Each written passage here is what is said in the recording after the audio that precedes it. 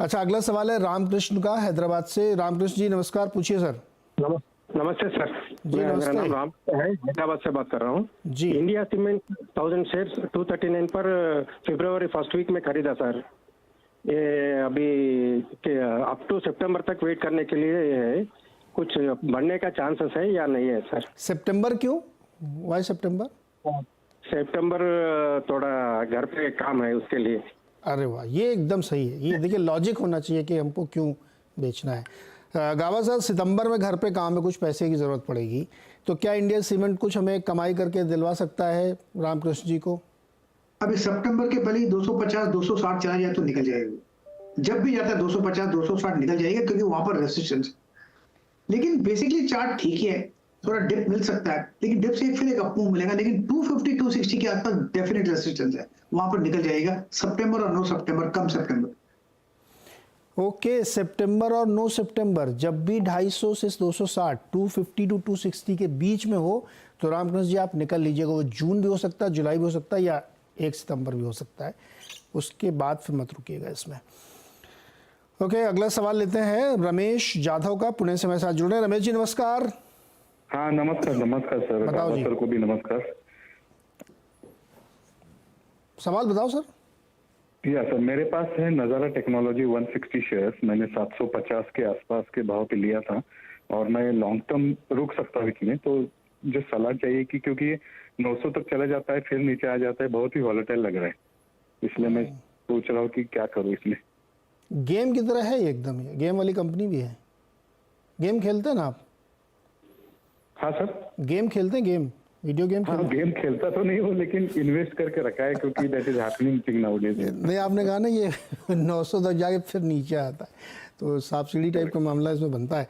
गावा सर, नज़ारा टेक्नोलॉजीज 750 में उन्होंने खरीदा, 735 चल रहा है, ऊपर जाता है फिर नीचे आ जाता है, फिर ऊपर जाता है फिर नीचे आ जाता है। इसमें तो जीरोधा वाले दोस्तों ने भी खरीदा है काफ़ी। क्या लगता है आपको, नज़ारा में इनको रुकना चाहिए रमेश जी को? मुझे इसका नज़ारा का चार्ट स्ट्रक्चर वीक मिल रहा, क्लियर। एक तो 1000 में रेसिस्टेंस है, और जब लिस्टिंग हुआ लिस्टिंग के नीचे ट्रेड करा, ये एक नेगेटिव है। लिस्टिंग के ऊपर ट्रेड तो ठीक है। अब जिसने लिस्टिंग के बाद खरीदा वो तो आज दुखी है बेचारे। तो जब लिस्टिंग का प्राइस आता है तो वो बोलेंगे चलो निकल गया है, नो प्रॉफिट नो लॉस, या मुद्दल में नुकसान करके निकल जाएंगे। तो वहां पर तो स्ट्रॉन्ग रेसिस्टेंस है और लिस्टिंग के नीचे ट्रेड करा है, ये साइन ऑफ वीकनेस है। तो आपको अगर मौका मिलता है, मुझे अगर मौका मिलता है तो मैं तो निकल जाता। जैसे ही आप बाउंस मिलता है मैं तो निकल जाता। बाउंस में निकल जाइएगा। अच्छा, मान लीजिए बेच दें, बाउंस मिल जाए, इनके भाव से ऊपर निकल गए, रमेश के निकल गए, तो कहाँ डालें फिर वो पैसा? वो पैसा बहुत स्ट्रॉन्ग है।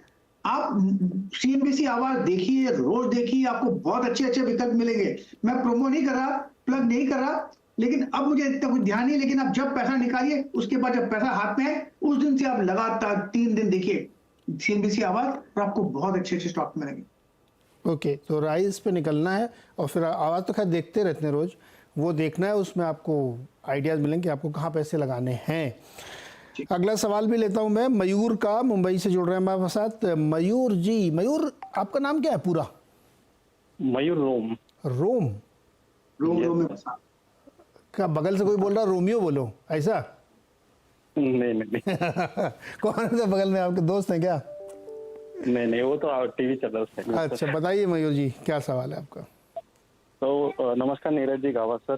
तो मेरा सवाल है सर, हिंदुस्तान पेट्रोलियम के मेरे पास 60 शेयर है 280 के भाव में, और मेरा नजरिया 3 से 4 महीने का रुकने का है, और तो ये ऑलमोस्ट और कहाँ तक जा सकता है, या फिर अभी प्रॉफिट बुक कर लिया जाए?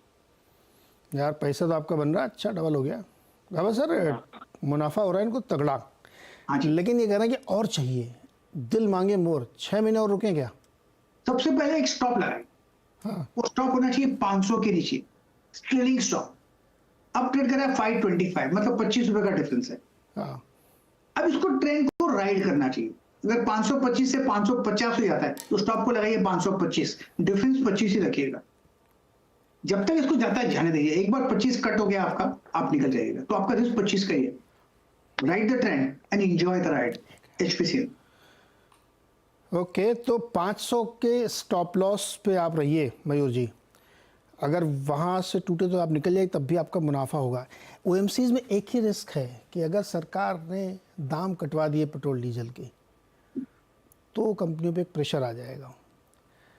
अब कुछ लोग ये कहेंगे कि इलेक्शन का डेट अनाउंस होने वाली है अगले हफ्ते, उसके बाद तो सरकार कुछ नहीं कर पाएगी। तो मैं उनको ये बताना चाहता हूँ कि ये कंपनी है, ये स्वतंत्र रूप से काम करती हैं, इसलिए इनको ये कर सकती हैं, इनके लिए कोई रोक नहीं है, दे कैन डू इट, ये इनका अपना डिसीजन हो सकता है। खैर एनीवे, ये आप ध्यान रखिएगा कि इसमें आपको 500 पे स्टॉप लॉस लगाना है। अगर वहाँ टूटता है तो फिर आप निकल जाइएगा, फिर बाद में अगर मौका मिलेगा तो हम लोग फिर री एंट्री के लिए देखेंगे लेवल किस में। अच्छा, इस बीच हम एक खबर बताना चाहते हैं आपको, जो सुबह आई थी डिटेल उसका। टाटा मोटर्स ने एक मेगा मर्जर प्लान का ऐलान किया है, जिसके तहत कंपनी अपने सीवी और पीवी यानी पैसेंजर और कमर्शियल व्हीकल को अलग अलग कर देगी और दोनों की फिर होगी लिस्टिंग। इसकी मंजूरी बोर्ड ने दे दी है। ज़्यादा डिटेल बातचीत करते हैं मेरी सहयोगी हर्षदा से, सीधे चलते हैं उनके पास। टाटा मोटर्स अब यहां से स्पीड पिकअप करता हुआ दिखाई देगी, क्योंकि कंपनी ने एक बड़ा बिजनेस प्लान सामने रखा है। पहले तो कंपनी अपने कारोबार को 2 हिस्सों में बांटने की तैयारी में है। दोनों कंपनियां आगे चलकर लिस्ट भी होने वाली है। 2 बिजनेसेस क्या रहेंगे, एक रहेगा कमर्शियल व्हीकल का बिजनेस और दूसरा रहेगा कंपनी का पैसेंजर व्हीकल का बिजनेस। अब पीवी बिजनेस में इलेक्ट्रिक व्हीकल्स भी आएंगे और साथ ही साथ जेएलआर का कारोबार भी जुड़ता हुआ दिखाई देगा। कंपनी कह रही है कि 12 से 15 महीने लग सकते हैं इस पूरे डीमर्जर को अमल में लाने के लिए, क्योंकि एनसीएलटी में मामला पहले जाएगा, फिर अप्रूवल के बाद ही डीमर्जर फाइनलाइज होगा। शेयर होल्डर्स के लिए बड़ी वैल्यू अनलॉकिंग यहां पर होने के आसार बनते दिखाई दे रहे हैं, ये कंपनी का मानना है।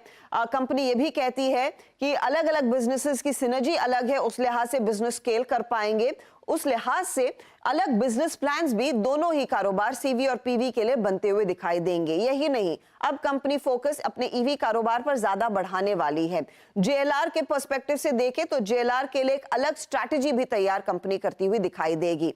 इस पूरे डीमर्जर पर कंपनी के चेयरमैन एन चंद्रशेखर ने भी कहा है कि डीमर्जर से शेयर होल्डर्स की वैल्यू दरअसल बढ़ती हुई दिखाई देगी और आगे चलकर जब बिजनेस को एक्सपैंड करना है तो वो आसानी से होता हुआ दिखाई देगा। अब ब्रोकरेजेस की राय साफ है, कुछ को पसंद आ रहा है ये डीमर्जर। नोमरा 1067 का टारगेट दे रहा है, मॉर्गन स्टैनली, जेपी मॉर्गन हजार के ऊपर के टारगेट्स दे रहे हैं, इन्वेस्टेक कह रहा है 900 तक का टारगेट रहेगा। वैल्यू डिस्कवरी बड़े पैमाने पर इस डीमर्जर से आती हुई दिखाई देगी, लेकिन वैल्यूएशन में ज्यादा बदलाव होने के आसार नहीं है। तो टाटा मोटर्स की खबर पर ध्यान रखिएगा, इसमें समय लगेगा 12-15 महीने, एनसीएलटी में जाएगा, लंबा प्रोसेस होता है ये सब कुछ, फिर वो आके रीलिस्ट होंगी, डीलिस्ट होंगी, ये सब चीज़ें काफ़ी चीज़ें होंगी। तो इसलिए एकदम कूद के कोई फैसला नहीं लेना है। स्टॉक 10% ऊपर खुला था और अब सिर्फ 5% बचा है, ये ध्यान रखिए, क्योंकि स्टॉक में बहुत बड़ा रनअप आ चुका है पिछले 4-6 महीनों के दौरान। अच्छा गावा साहब, 2 सवाल और, एक नमन देवड़ा जी हैं, उन्होंने सवाल लिखे, एक तो जी एंटरप्राइजेज में और दूसरा है यूपीएल में। जी के इनके पास 950 शेयर हैं, एवरेज प्राइस 260, और यूपीएल के इनके पास 400 शेयर है, एवरेज प्राइस 566। क्या करना चाहिए इनको? जी से तो मुझे वीक लगता है, तो मुझे तो यहाँ पर सी में कुछ trade on the long side नजर नहीं आती। हाँ, ये 165 पार कर लेगा तो थोड़ा अपमूव मिलेगा, 175 180 एक ट्रेडिंग बैट है, तो इनको एक अपमूव का एडवांटेज लेकर निकल जाना चाहिए, क्योंकि बेसिक चार्ट स्ट्रक्चर जी का वीक है, तो इस स्टॉक में होना नहीं चाहिए। इनका जो एक इवेंट होने वाला है वो इवेंट होने दीजिए, उसके बाद जो करना है कर लीजिए, प्रीएम्प्ट मत कीजिएगा इवेंट को, तो आउट। नहीं, बट यूपीएल की, यूपीएल का स्टार्ट बढ़िया है। आज मैंने ये स्टॉक शायद क्विक सिग्नल्स में दिया था, अपमूव मिला, टारगेट 490 था, वो अचीव हो चुका, अपमूव ऑन है। 475 का कोई स्टॉप लगा चले और थोड़ा उसको राइड को प्ले करना चाहिए, तो फिर शायद 520-530 भी देखेंगे, लेकिन बाई मोड पर है और इंटरडे में भी बाई सिग्नल जनरेट हुआ है यूपीएल में। ओके, यूपीएल में बाई मोड जनरेट हुआ है, होल्ड करिए। जी कमज़ोर लग रहा है अभी भी। अच्छा, if I am remembering correct, 12 मार्च को शायद एनसीएलटी में इनकी सुनवाई है उस मामले की, अभी वो झंझट चल ही रहा है सोनी वाला। कल एक बड़ी भारी खबर छपी थी कि 1000 करोड़ का एबिटा करेंगे, सब तमाम बातें चल रही हैं, लेकिन स्टॉक प्रेशर में और आपके भाव से तो बहुत नीचे है, तो वो बहुत दिक्कत कर रहा है। अच्छा, एक और सवाल लेते हैं, smithmoney.com, इन्होंने एक ट्विटर पर सवाल भेजा है, एसबीआई के इनके पास 638 शेयर हैं 709 के भाव पे, can I hold it for long term?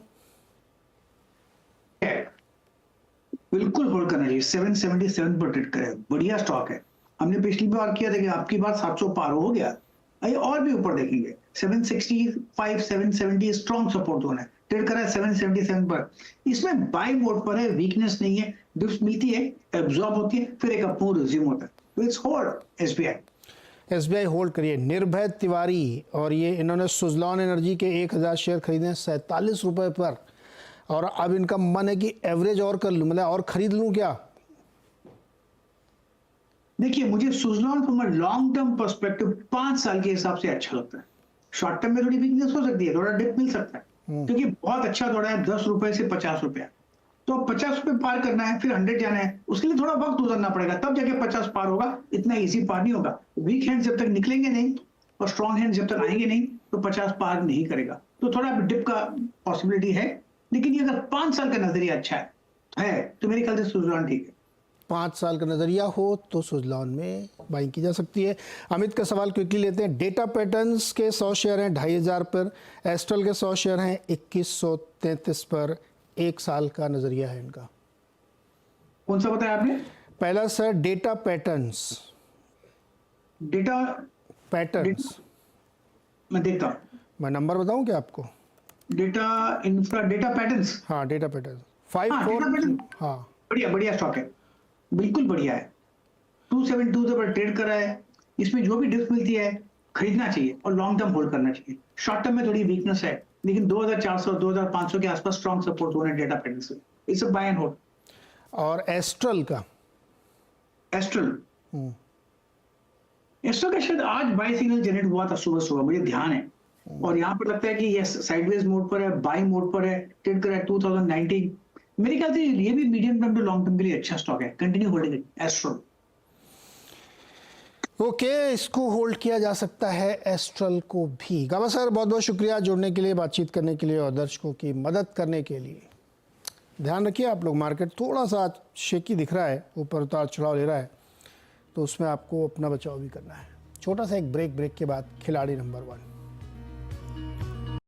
बता दें कि मनी कंट्रोल पर दिए गए विचार एक्सपर्ट्स के अपने निजी विचार होते हैं।